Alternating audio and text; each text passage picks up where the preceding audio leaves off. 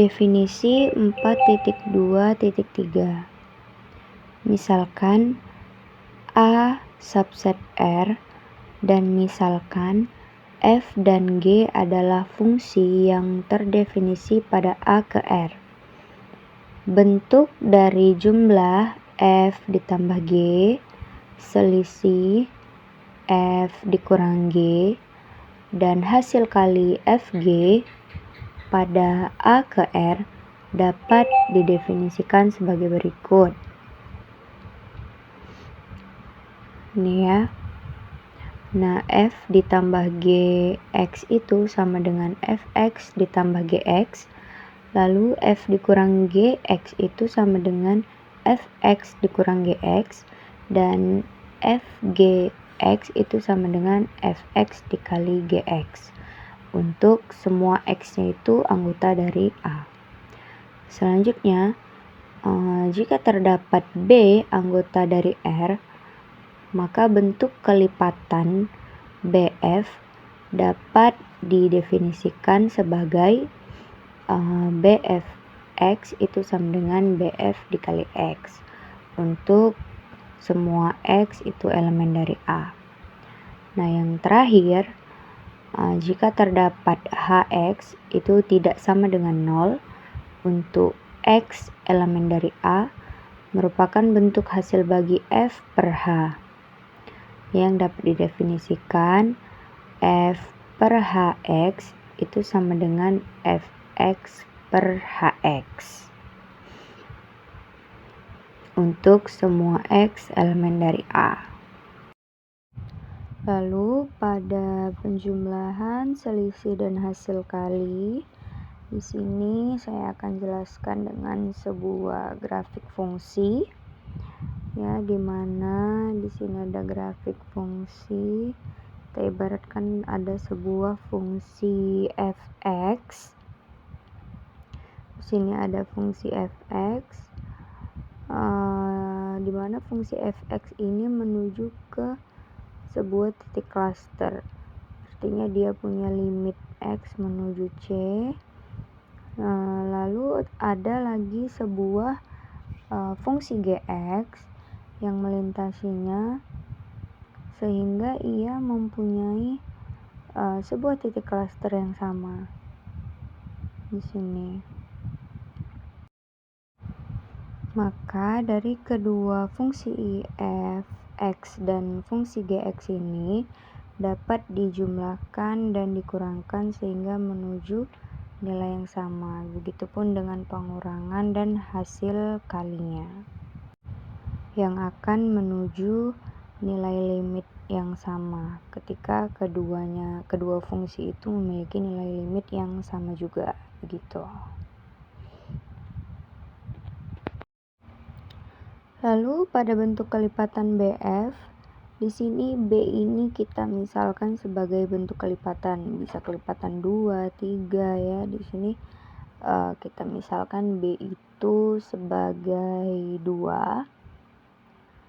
Nah, maka jika pertanyaannya diketahui F itu X ditambah 2, maka BF-nya berapa? BF-nya itu adalah 2 dikali X ditambah 2 atau sama dengan 2X ditambah 4, begitu ya. Selanjutnya yang terakhir hasil bagi F per H, dimana di sini terdapat syarat HX tidak sama dengan 0.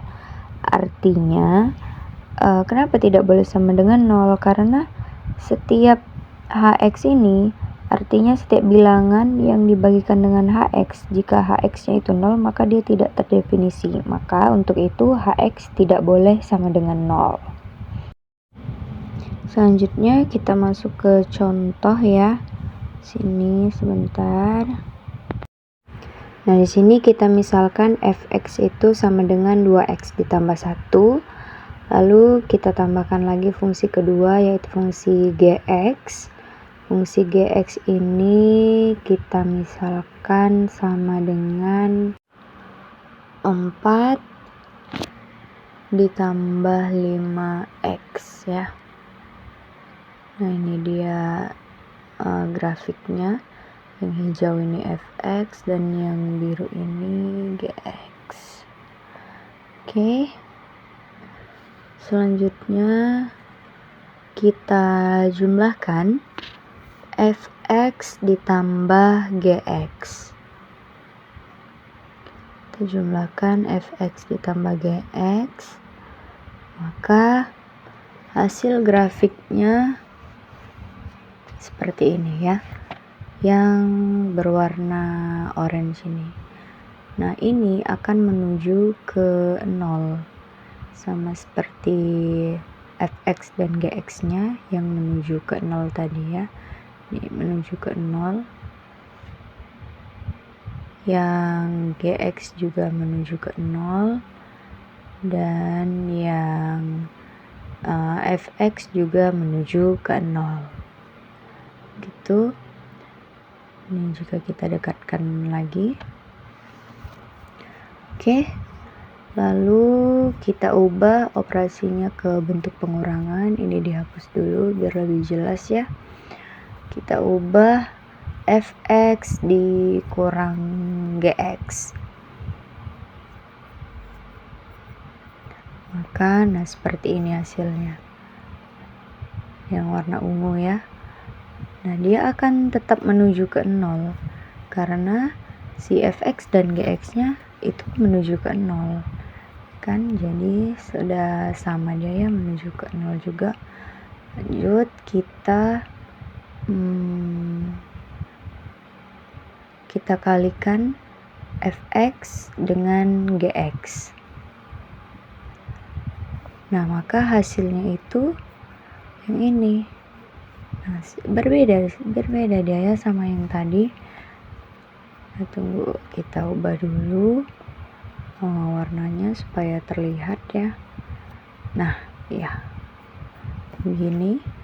Nah, di sini kalau kita lihat dia cukup jauh dengan angka 0 dan dia tidak mendekati 0 ya. Namun di sini kita lihat di atas. Nah, di sini dia semakin lama semakin mendekat ke sumbu Y, atau semakin dekat dengan titik 0-nya juga gitu. Ya, berarti tetap sama dia dengan fx dan gx-nya, yaitu menuju ke 0. Oke. Ini kita ganti lagi. Kita lanjut ke bagian kelipatan. Di sini kita misalkan kelipatannya itu B sama dengan 2. Nah, yang mau kita cari adalah kelipatan dari fx, maka 2 dikali fx.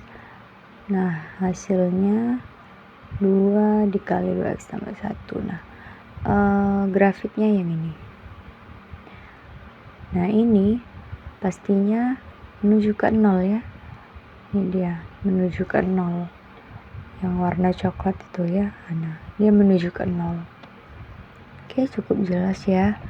Oke, selanjutnya pada hasil bagi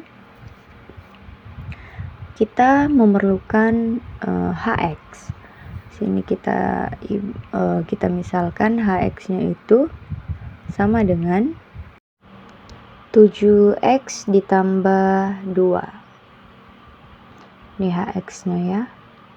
7x ditambah 2. Lalu kita akan mencari fx dibagi dengan hx. Nah, ini dia. Dia berbeda dari grafik yang sebelum-sebelumnya tadi ya. Nah, di sini kita lihat dia seperti menjauhi 0, ya kan? Dia seperti menjauhi 0, tapi kita lihat di sebelah sini. Nah, garis yang ini dia mendekat ke sumbu x. Sini ya. Dia mendekat ke sumbu x. Nah, yang di sebelah sini, yang ini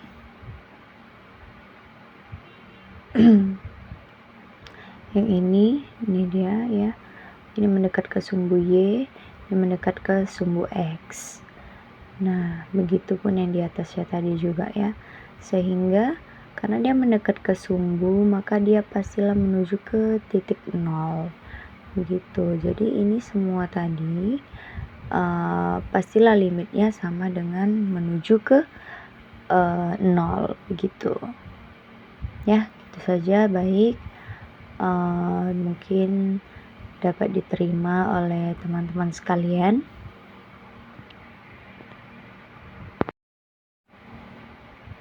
Mudah-mudahan pemaparan dari saya ini dapat dimengerti, dan jika ada kritik maupun saran boleh disampaikan kepada saya. Mohon maaf saya jika ada salah-salah kata. Terima kasih. Wabillahi taufiq wal hidayah. Wassalamualaikum warahmatullahi wabarakatuh.